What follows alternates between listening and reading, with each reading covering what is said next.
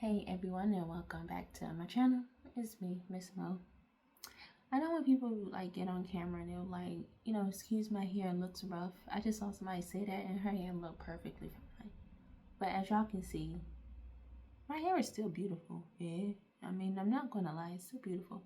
But it does look rough because I have out my my new growth. Oh, as a black woman, I should be ashamed, right? Not this one. Not the way my life is going. You can't shame me because, baby, fuck you, you know? No, but in all honesty, you really can't because the way that my life is going, I don't care. I don't care about other people's thoughts about me. I just don't. But yeah, I am, I won't say I'm going through it, but life is experiencing, or your life is giving me something that I, in a way, wasn't prepared to experience, and that was life in itself.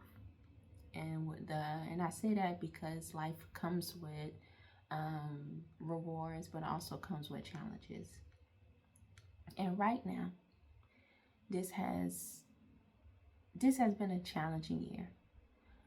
I said to someone that I care about that 2025 has been a year of letting go. And I've had to let go of so many things. I feel like one important thing I had to let go is the idea of how people should show up in my life. Another thing I had to let go of is how people view me. Um, Another thing I had to let go of is the idea of where I'm supposed to be. And that's why even coming back to Georgia, it was, man, y'all, and maybe I'll tell this in the future, because there'll be something to laugh about. But at this time in my life, I'm not laughing about that. Not right now. Not right now. I'm not laughing about that. but just letting go and letting God. And I don't know, I feel like right now, even though I don't have much, I would say that of all my bank accounts combined, I have about $15. Let me marinate on that. Of all my bank accounts combined, I have $15. And yet, I'm still hopeful. And yet, I still have this thing called faith. But I don't even think it's faith at this point, because I feel like faith is believing in something before seeing it. But the thing about walking with God, in which that's what I feel like I'm doing right now, let's take a long walk around the block after dark. I feel like I'm taking a very long walk with God right now. And the thing about rolling with God, because God take his time, he show up and he show out when he show up, but God take his time. The thing about walking with God is that I know God is going to show up. So it's not even about having faith, because I know God's going to show up. It's just more so about the when. That's what I'm really itching for, is the time. But going back to what I said earlier about letting go, I had to let go of the idea that things ain't gonna work when I want them to work. They're gonna work when they need to work. And the only Only God knows when it needs to work. So I'm sitting on this couch. I mean, not sitting on this couch. I'm sitting on this floor, and I'm about to apply for a grant. And the reason why I'm applying for the grant is because I had a conversation with my father recently, in which, if you haven't had a conversation with a Nigerian man, an old Nigerian man, don't do it. If you're not built for that type of slick verbal abuse, don't do it to yourself, because the amount of therapy you would have to pay for it doesn't make any sense. So don't talk to them, okay? if you ain't, when people say that I'm sensitive,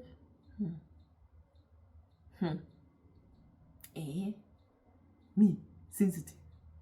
I have feelings, yes, but to roll with a Nigerian man, my sister, my brother, if I show any emotion, I want you to know something right now. It is valid. Because the way this old man, who has been eating fufu for nearly 100 years, the way this old man be reading me, I'm like, Father, I'm your daughter now. Be gentle. The nigga will read me. And he said something to me almost a month ago, but it still hurt. It hurt because it's true, but also hurt because it's like, it's just that the kid in me is just kind of like, oh, Dad, like, you just don't understand. Like, oh, parents just don't understand. But I need to grow up, And so, but he said to me, I don't even know why you working at that job. They don't even pay you enough. I said, they don't. And then he said to me, you are so, I don't know if he said brilliant, but he says, it's basically like you have so much to offer. And like, why are you even in these type of spaces? I'm like, get out my car. But the old man was right. He was right. And but that made me look at myself and ask myself, like, Miss Mo, Dr. Mo, what are we doing right now?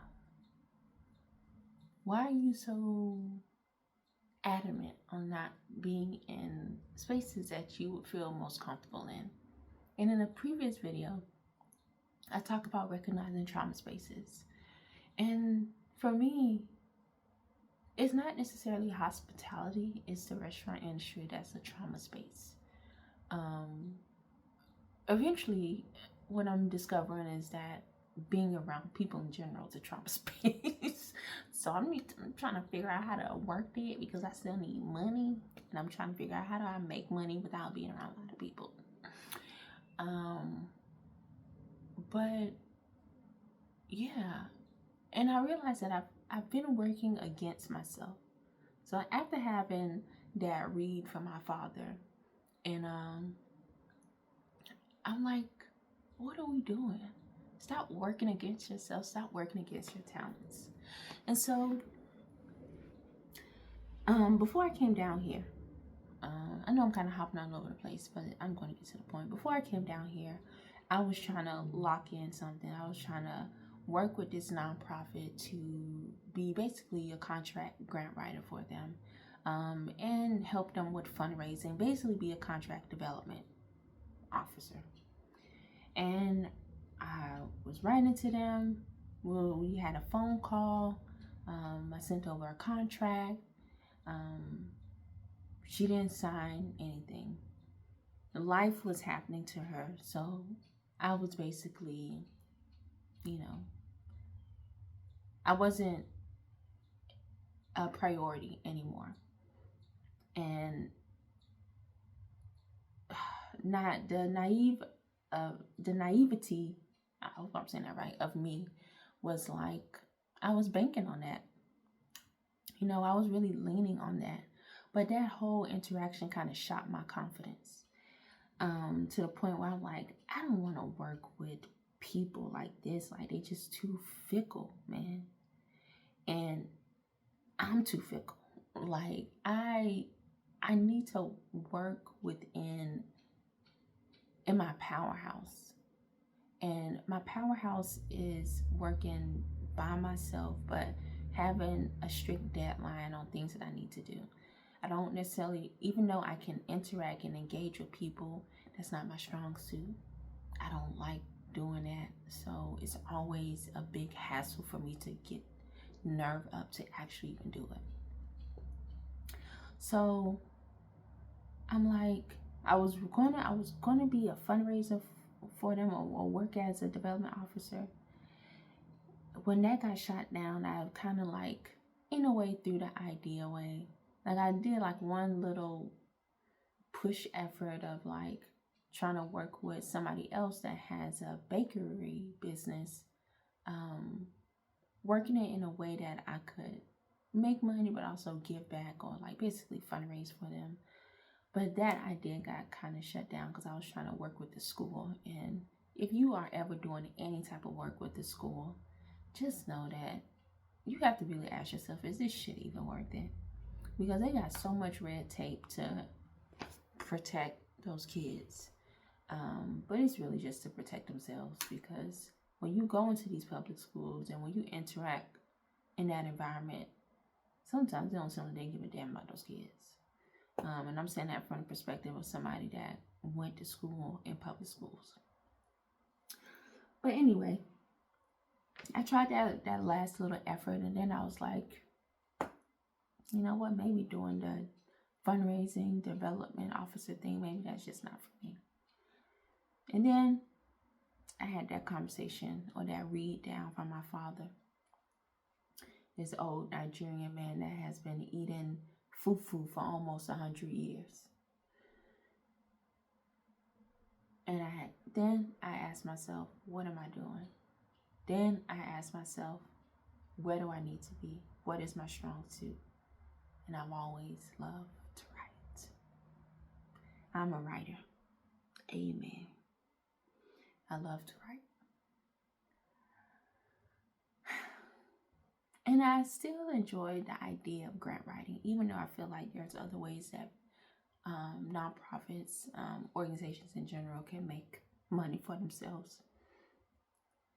There's a beauty about grant writing because it allows you to get your ideas out and be straightforward with it. And so I was talking with somebody else that I know who has a business, and they were saying the things that they were working on, and the writer in me, the researcher in me, and I call myself a researcher because I'm very curious about the world that's around me.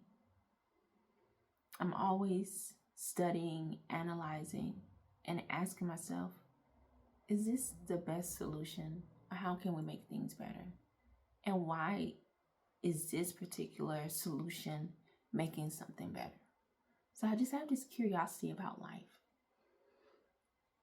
And so I said to myself, I was listening to this person that I know who has a business. And I'm like, the things that they're saying to me would be a great research project. So I'm like, Miss Mo, Dr. Mo, write a grant for yourself to do research utilizing the tool that this person that you know who has their own business, that this person is talking about. Because what they are saying sounds like a great research opportunity. And so that's what I did. I researched grants, and I found a grant funder that I'm familiar with, because when you work in a nonprofit space, you just see a lot of funder names, and I'm familiar with this I'm familiar with this organization. And then I was like, okay. I didn't say to myself, if God wants me to do this, then this is going to happen. I just said, okay, when is their grant deadline? And I saw that their grant deadline was in 2 weeks. I was like, I have time. I haven't missed anything. So I'm like, God, again, I'm taking a long walk. I'm taking a long walk with God. And so I'm like, okay, that's a good sign. Then I said, how much money they be giving out? Let's see what a hunger can work with right now. Then I saw that they giving out 6-digit dollar grants. And I thought, let me read. Because I thought they gave out $1 million grants too. So now I'm asking myself, like, okay, I have enough time to apply to a grant that can make me stop looking at a total of $15 in my account. And I'm doing research because, again, I'm not being paid to do this. I want to get paid, but it's work that I would want to do, which is research work that I would want to do, even if it's just work that I enjoy doing. I love, again, reading, writing, analyzing, finding solutions. And this is allowing me to do so. So I'm like, okay, God. Okay. I'm walking with you. I'm listening to you. And just give me the strength to stay focused, to get this done. Give me the strength. Because I'm tired of looking at a total of $15 in my account.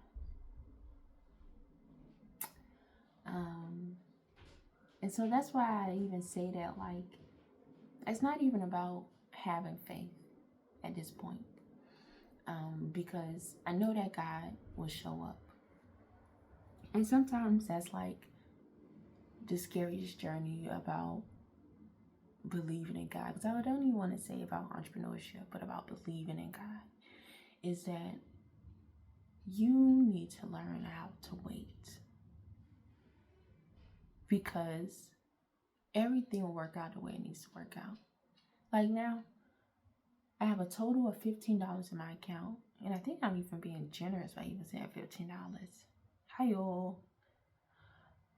And I wake up every morning grateful. I do what I need to get done. I ask God for strength. I ask God for guidance. And God speaks to me. In a tiny little voice, God speaks to me. Some may call it intuition. I call it that too. But also just God. And every day I'm able to show up, bring joy to others, and amaze myself. And when you live in a society in which people link your value to money, and you are in the midst of a battle, with an internal battle with yourself, in which you don't have any money, but you still know that you have value and that you are still worthy of appreciation, still worthy of care, still worthy to be somebody that's respected. It's hard. It's really hard because, I get mocked at from my nieces and nephews And, kids can be mean anyway. But when you're being mocked when you don't have much and you still are able to stand, that's a bad bitch right there. That's bad bitch energy for real. When you come on camera looking like this and still know that you're fine, still know that if you showed up, you gonna show out. That's confidence right there. Like, I still know that I'm fine, even with my hair looking like this, even with my gray hair coming through. Like,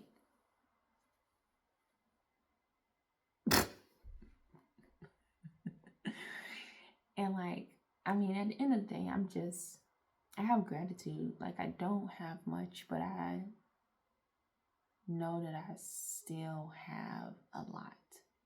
And that says something, that I'm not equating the value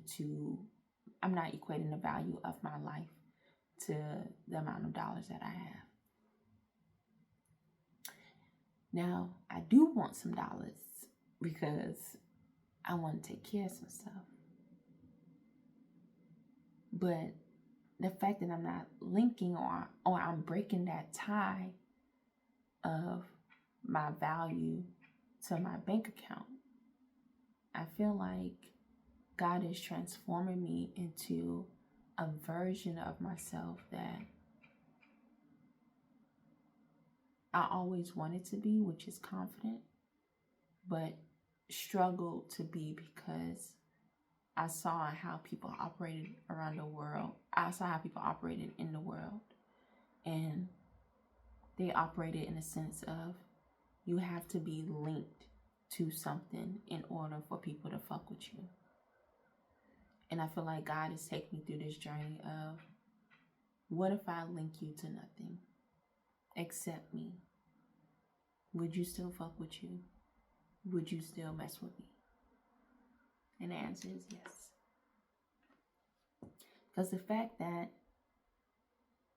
I started, like, I believe I'm going to get this grant. Again, it's not about faith. It's about understanding the power of God. I believe I'm going to get this grant because I believe in the work that the person who has this tool, I believe in the work that they're doing. I think it's amazing work.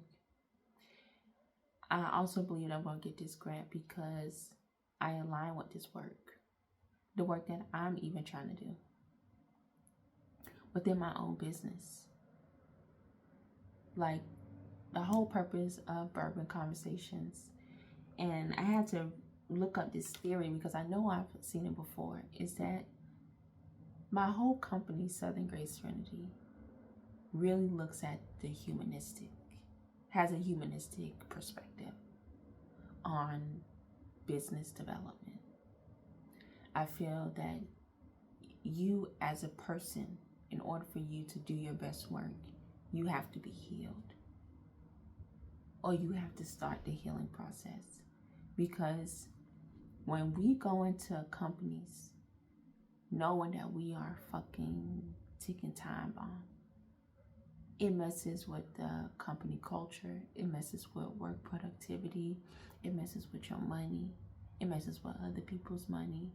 It messes up how you show up in your family. So it's like, it's so important that we do that internal work, that we understand what our triggers are, where our traumas are. Because if we don't understand those things, then how do we maneuver through life without, again, exploding on people? Exploding on people that didn't even know those are your triggers or your traumas. And your coworkers don't know that. They just there trying to get a check.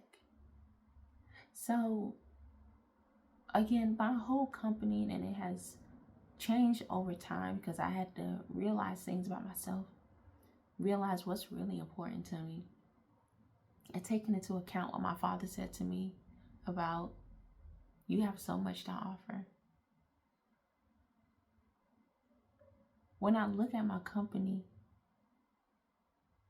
I feel connected to it. I believe in the work that we're trying to do of getting people's minds right, getting people's body right, getting the self right,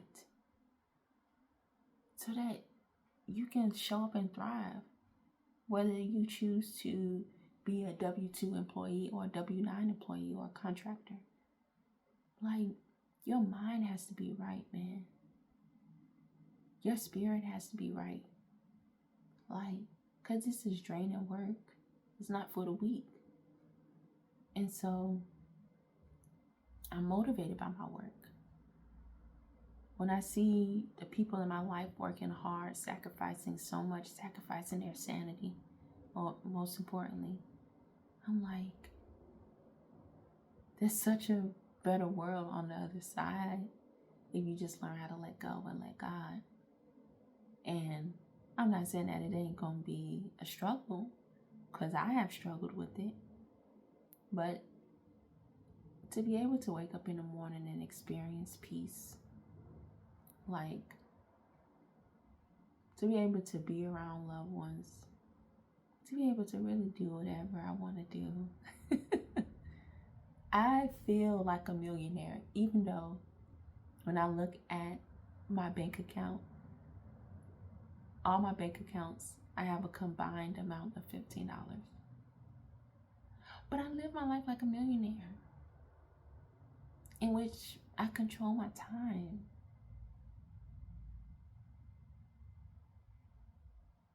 So when I see people struggling at work, or I hear people struggling at work or saying things like, oh man, I can't go because my PTO,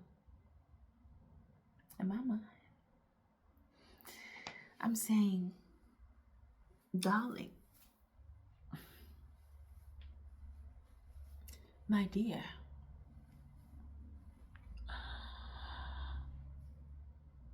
fuck that PTO. You are the prize. You make things rock in that organization. And the fact that these companies fail to realize that you have other shit to do than to always be there. Fuck that PTO, my dear. Fuck it. Fuck it. If you gotta go, you gotta go. Like,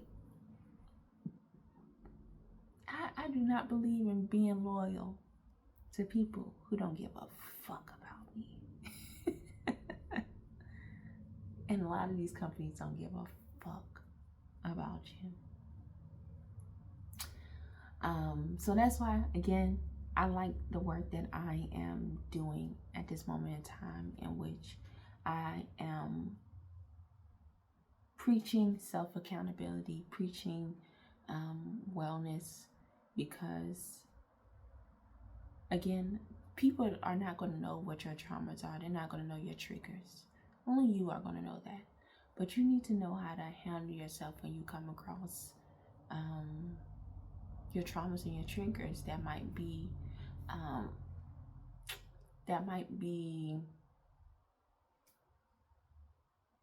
do I say this?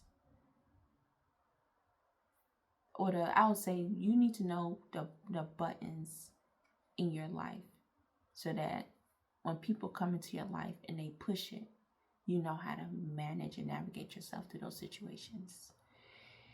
And yeah, so that's where I'm at right now. I'm in the process of setting up my account to apply for this grant. Again, I know I'm going to get this grant.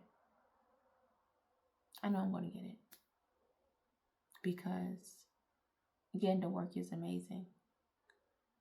And I believe in this work. Like, I'm going to get this grant. Because I don't think, and I know God would not put me through all of this um, to not be able to build enough of a thick skin and greater clarity to know where I need to be. And even though I'm in my childhood home and I did not want to be here, I did not want to let go, I'm glad I let go, because this is where I needed to be. Life is telling me so much so that this is where I needed to be. DC was cool, but I was over it. I was over the DC culture, the political culture. I was over DC native culture. Like, I mean, sometimes that'll be cool. But that go-go music,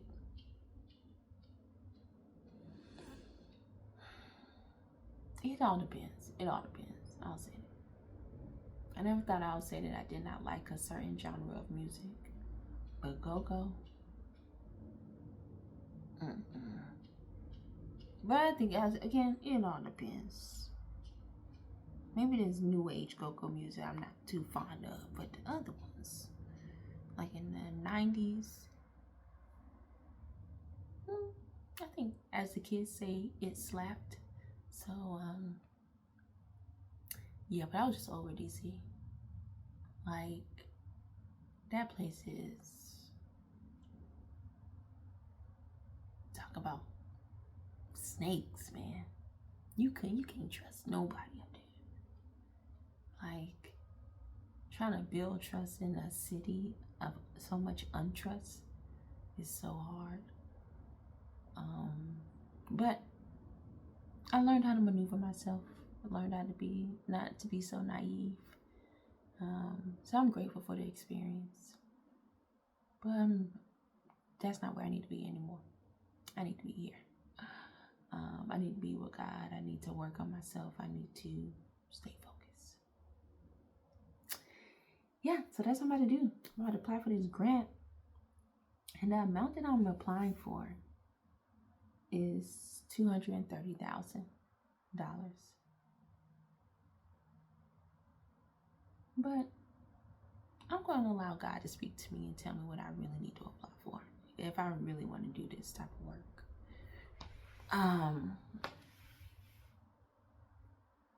Yeah. So this is exciting. Oh, that thing said, okay. Well, thank you all for watching, and yes, I'll talk to you all next time. Bye.